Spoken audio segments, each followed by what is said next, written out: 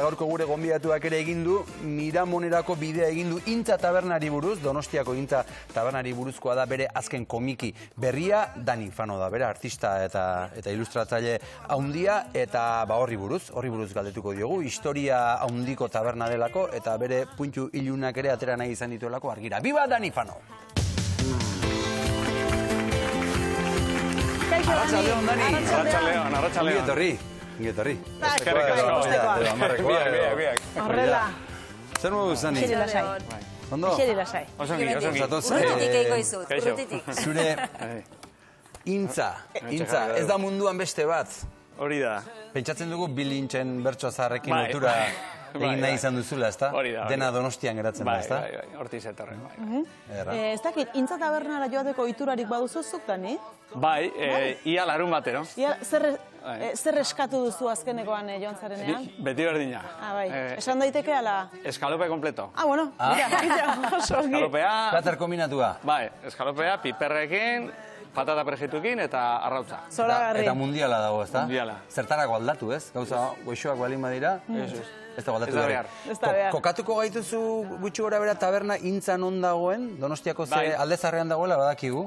Esterlin eskalean. Bai.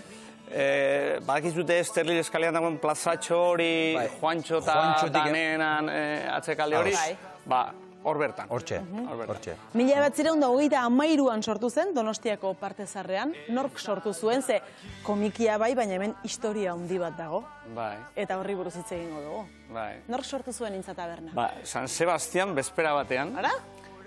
Palbina Garmendiak eta Juan Antonio Irulegik. Juan Antonio Irulegi Andoindarra eta Paulina Urnietarra. Baina sukaldearen buru eta taberaren buru Paulina zen. Paulina Garmendia sukaldearen handia. Eta Antonio egingo zituen jendaurrerako edo barrako beste lan batzuk, ez? Bai, eta nik uste tabernaz gain bazitula beste gauza batzuk. Eta hasieratik izan du Intza izena, ze arreta deitu digu garai haietan euskarazko izena edukitzea. Bai, ala zan, Intza bezala sortu zen, euskalduna zian, sortu zutenak, eta bere ala bihurtu zen ere euskaltzaleen gune kutxun bat. Eta arazoa hortik etorri zen, ez da, Dani, 33a zen, garai oso gogorrak zeto zen, ari ziren bizitzen, eta euskaltzaleen gune bat izatea arriskutsua zelako, zer gertatu zitzaion nagusiari izango dugu, nagusietako bat? Reketeak sartu zenean Donostian, Juan Antonio atxilotu eta segurazki fusilatu. Gorpua ez da inunagedei, ez da kate horren berri. Baina bai badakite fusilatu zutela. Ados. Eta taberna itxi. Taberna itxi eta Paulina gelditu zen bi seme-alabekin atxilotu eta taberna barruan. Bai, Ados. Ados, barkatu, seme-alabak ere bikote ziren edo hori... Bai. Juan Antonio eta Paulina... Bikote ziren eta seme-alabak bereinak ziren. Senarre emazteak ziren eta... Bi seme-alaba zituzten. Arreta ditu dit, tabernaria fusilatzeak, ez omen zen gainera bakarra izan? Zergatik fusilatu tabernaria? Ez omen. Bueno, nik uste bere militantzia abertzalearen gatik izango zala, hori bere galdetu beharko zaie. Segurazki ere parte hartuko zuen Donostiaren defensan, lehenengo aldiz fasistak sartu zienen Donostiara, bai ezkerreko indarrek eta bai abertzalek bota zituzten. Ez dakit, Victor Eugenia eta Maria Cristinako bi pareta bien zuloak oraindik gelditzen dira, tiroen.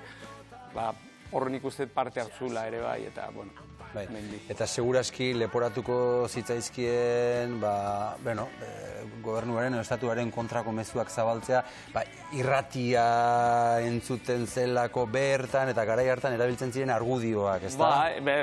Ez bereziki, euskarazko irratia jartzen zuten, baina 33an, Republika garaian. Nahikoa zen hori? Nahikoa zen hori, nahikoa zen euskalduna izatea. Dani, jasotzen duzu komikian guzti hori, gertakizun hori? Oda, komiki hori memoria historikoa egiten ari den komiki bat da? Bai, oso modu laburrean, zazpi herrialde esterik ez dira. Baina saiatu gera biltzen historia guztia. Eta historiarekin segituko dugu, esan dugu etxeko gizona nolaz baitere fusilatu egin zutela, etxeko Andrea seme-alabekin bertan gelditu zela, Eta Intza tabernari Bar Espainia jarri zioten Bai. izena, ala? Garaiko Gipuzkoako gobernadore zibilaren gana juntzan, Paulina, eskatzeko mesedez, utzi dazu irekitzen, tabernan ere ogibidea da, eta seme alabak ditut, eta jan behar dute, eta egin behar dut lehen. Eta ez, inolaz ere. Baldintza batekin utziko dizut irekitzen. Eta baldintza hori izan zen, Intza izena kendu eta Bar Espainia jarri. Horrez gain, tabernaren gainean dauden bi pixuak kendu zizkieten. Hori bere etxe bizitza izan behar zena, oraindik etzan, etzun inoiz ezagutu, etxe bizitza bezala, eta hor jarri zuten zirkulo karlista de San Sebastián. Ara, hori ere bai. Bai, eta pentsatzen dugu, aldaketa horrek ekarriko zuela tabernako giroa erabat aldatzea, eta karlisten aldeko edo karliste zinguratutako jendea ibiliko zen. Karlistak, poliziak. Hala ere, auzoko askok, bai, jarraitu zuten, gertukoak zianak eta historia ezagutzen zutenak, orduan, holako nahasketa bat izan zen. Elkarbizitza bat, hor. Bai, hala beharrez. Bar Espainian euskara debekatuta zegoen? Euskal Herri guztian zegoen, bezala, ez zan salbuespena izango. Bai, momentu gogorrak, ez da? Eta esan duzuna, ez? Bera senarra fusilatu, senarra galdu, etxe bizitzak kendu, seme alabakor, eta bere gogoaren kontra negozioarekin jarraitu egin behar, ez? Oiek, momentu gogorrak izango ziren familiarentzat. Jarraitu behar eta sekulako jazarpenekin gainera, hemen sartu ditugu, komikia lehenengo Xabiroi aldizkarian argitaratu zen, duela urte bete, historia labur gisa, eta gero atera genuen tabernan banatzeko alako pixka zabalago, komikia ez, komikia dia zazpi horri alde, Xabiroen bezala, baina gehitu genizkion bargazki zar batzuk, eta adibidez, Paulinari jartzen zizkioten isunak, erakutsi egingo da. Hementxe, erakutsi egingo da. Jartzen zizkioten isunak, tabernako mantalak, serbiletak eta eskegitzegatik, hor daude, uste dela, 13 bi astetan edo jarritako isunak, 13 gehi rekargo guztiak, sekulako jazarpena. Dirutza bat garai hartan. Bai. Eta sufrimenduaren gainetik, ez da? Etengabe. Eta nondik nora eman zenuen zuk hau komikira ekartzeko jauzi hori, esan diguzu Intzara joaten zara, ez da? Bai. Nola egin zenuen topo historia honekin, edo? Ez dut oso ondo gogoratzen. Nik esango nuke Inazio Mujikaren artikulo baten bitartez, Joseba Zubimendiri buruz eta lehenengo euskerazko irrati buruz hitz egiten zuena. Eta hor aipatzen zen nola biltzen zen jendea Intza tabernan euskerazko lehen irrasaioak entzutera. Eta hor aipatzen zen historia beltzaren lau esaldikin zer gertatu zen. Eta, bueno, jakin mina piztu zidan, begiratu nun eta zerbait aurkitu nun, baina hor ja zuzenean jun izan.